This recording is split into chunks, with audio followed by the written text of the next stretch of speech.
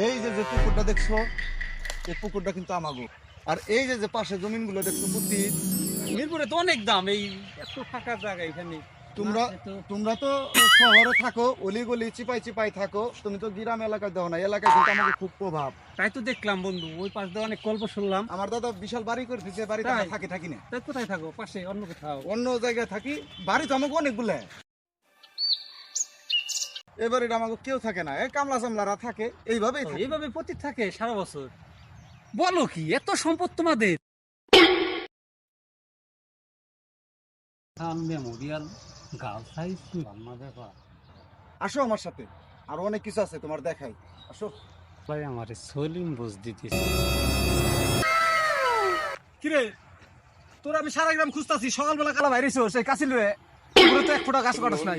তোর কি টাকা পয়সা কম দেই? হ্যাঁ, তুই বাচ্চার মতো ঘুরতাছিস সারা গ্রাম ধরে। যা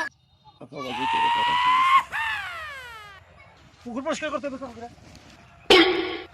শালা পড়ছিলাম এক ধাপ্পা বাজার পাল্লায়, ধাপ্পা বাজ পুকুরে আমাদের, এইটা আমাদের বাড়ি, গার্লস হাই স্কুল থেকে এটা আমাদের বাড়ি, দাদা বাড়ি করে থইছে, এটা আমাদের ভূমি, ওইটা আমাদের বাজার, পাট পার ধাপ্পা বাজার। টটি করে ঘুরা কামচরা হয়ে খারাইছে। এই যে এই বেলায় এই সব শেষ দিবি, তার আগে তোর কোনো নাস্তা নাই। এই পরিষ্কার শেষ না হবো তো বাড়ি যাবি না, বাড়ি গেলে খাওয়ান পাবি না।